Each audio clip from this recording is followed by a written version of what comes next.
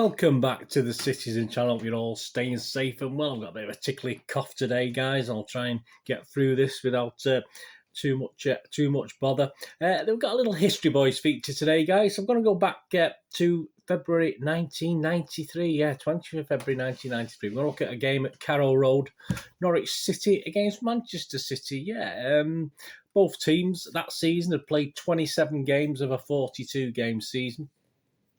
Player manager Peter Reid, our team City had sat eighth in the Premier League, but Mike Walker was doing a pretty good job at Norwich. They were doing even better. They sat third, 3 points behind United in second with a game in hand, and 5 points behind leaders Villa with 2 games in hand. So they're doing very, very well. A bit more on those in a minute and how they'd progressed.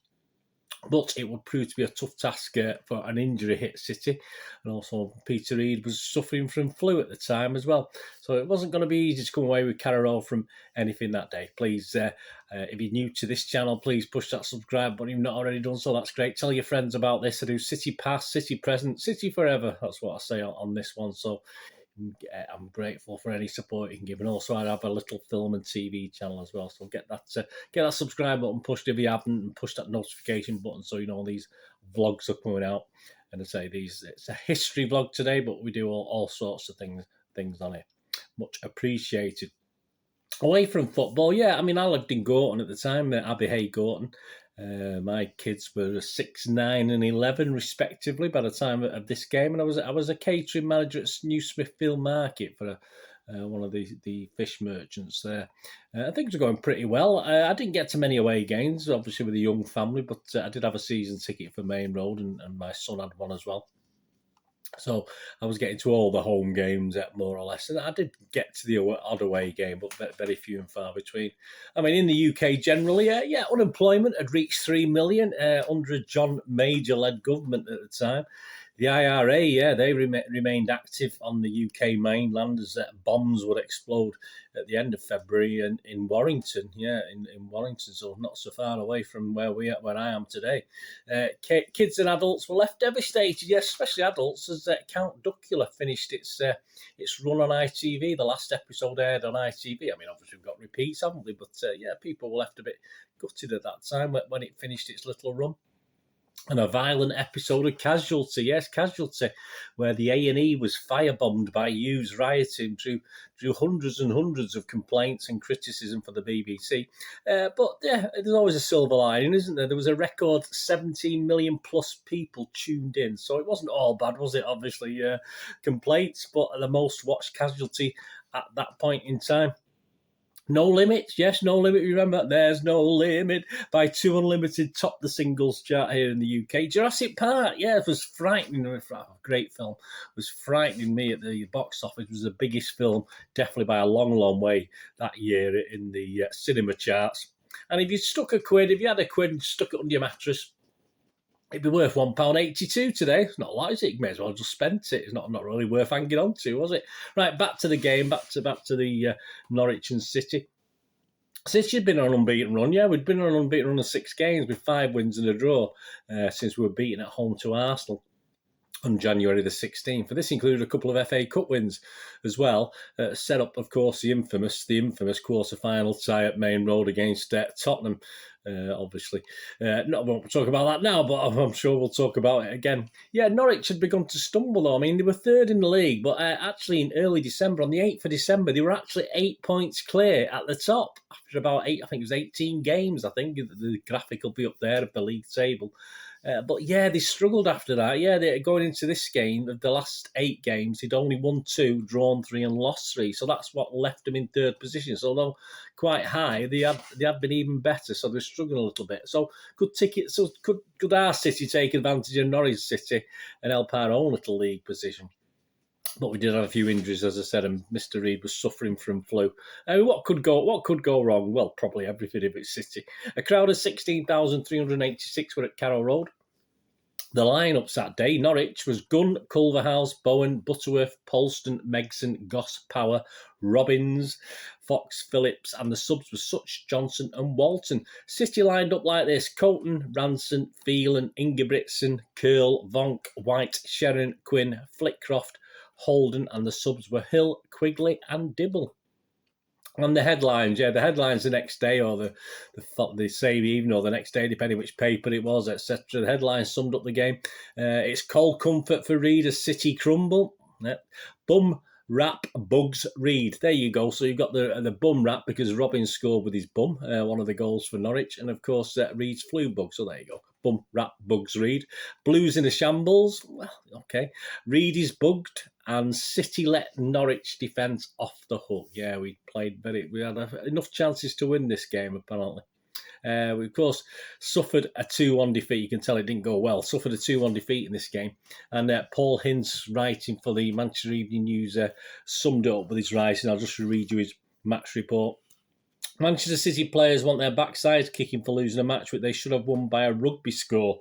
The Blues, it seems, just never learn. At this level, you cannot give opponents a 2-goal start and expect to come home with maximum points. But that's exactly what Suicidal did at City did at Carrow Road on Saturday in a defeat which surely signals the end of their title challenge this season. Say that again. What can't be swallowed as easily is to go down against opponents who are light years behind in technique and ability. Yeah, so it's not bad, is it? Because they were top of the league a few weeks earlier. The blunt truth is that all the skill in the world counts for nothing without a hunger for success, and the City players should be asking themselves today if they've got the essential fire in their bellies when they look at the Premier League table and see themselves in mid-table while a team like Norwich are in the top three. Flu-ridden Reid thought his course of antibiotics had brought on hallucinations as he watched the first half display from his side, which almost defies description. To say the Blues were bad during those opening 45 minutes is an understatement. They were a shambles. It looked as though Reid had banned his players from tackling as they somehow contrived to transform the Canaries into eagles. Norwich's first goal after a torrid opening half hour was typical of the sloppy attitude the Blues took with them in East Anglia. Striker Mark Robins fell over in surprise at the room he was given when Mark Bowen's left wing cross landed at his feet, smack bang in front of goal, but the former United favourite was still allowed the time to scuff the ball past the bemused Tony Coulton. City's usually watertight defence looked non-existent as Real Fox fed another cross inside to Lee Power, who had all the time in the world to beat the helpless Coulton with a thunderous right foot shot into the roof of the net. The Blues came out for the second half after a roasting from Reid, and it paid quick dividends, with Mike Sherham pulling a goal back within a minute of the restart. But David White missed two absolute sitters that could have sent City home happy. The wingman somehow failed to tuck away Rick Holden's cross from just 2 yards, then nodded over the bar when it looked easier to score. But it just wasn't City's day, and the result didn't matter. It didn't make Reid feel any better. The City boss travelled to Norwich alone to avoid spreading the flu bug. He probably obviously travelled back alone, being a bit miserable as well. Yeah, the player ratings from Mr. Hintz that day. We'll just have a look at those. Form guide, Coulton got a 6, Ranson got a 6, Phelan a 7, Ingebrigtsen and Curl and Vonko got 6s, David White got a 7, despite his misses. Sherring was the City man of the match by the looks of it. Mike Sherring, he got an 8, Quinn got a 6, Flitcroft got a 7, and Holden got a 5. Yeah, Hill came on, he got a 6. The referee was Mr. B. Hill from Kettering. He got a 6, I don't remember him. The goals, Robbins 29 minutes, Power 31 for Norwich, Sherring 46 for City. Yes, and the City man of the match, Sherring provided City's only ray of hope with another hard grafting display. Yeah, some of the results that day in the FA Premier League, just for your information, interesting ones, interesting names. Villa 2, Everton 1, Liverpool 0, Ipswich 0, United 2, Southampton 1, Middlesbrough 1, Forest 2, Norwich 2, City 1, Oldham 0, Arsenal 1, QPR 2, Coventry 0, Sheffield Wednesday 2, Palace 1, Tottenham 4, Leeds 0, and Wimbledon 2, Sheffield United 0. It's good to look at those results and the teams that were in the Premier League, of course. And we will leave the final words to flu-stricken Peter Reid himself, his last words in the Manchester Evening News. I was upset by our sloppy attitude in the first half. We didn't get involved or compete in the important departments, and it was very disappointing. He was pointing out to the players at half-time that their performances was not what we expected.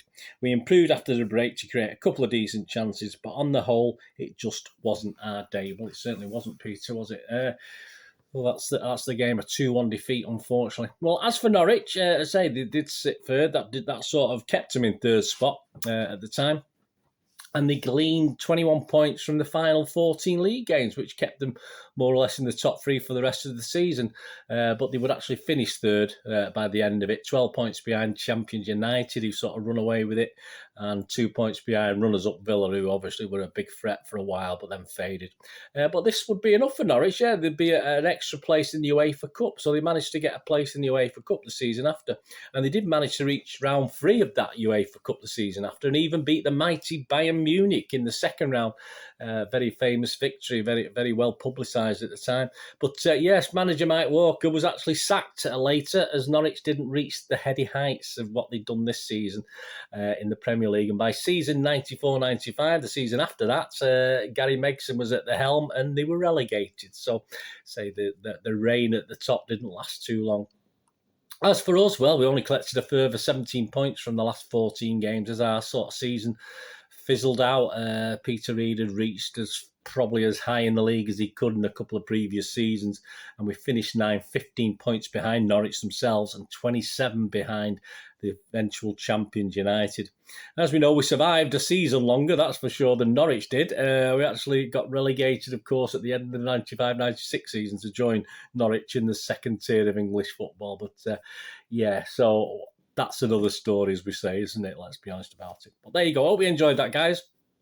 My little History Boys feature going back to the 20th of February 1993, an FA Premier League game at Norwich City 2, Manchester City, sadly, just 1. Thanks for watching. Have a good rest of the day. Have a great one. Look after yourselves, look after your friends, look after your families. More importantly, let's all look after each other. To me here again on the Citizen channel. I only ask one thing, guys, don't I? Please stay safe, Blues. Come on, City. Thanks for watching. Bye for now.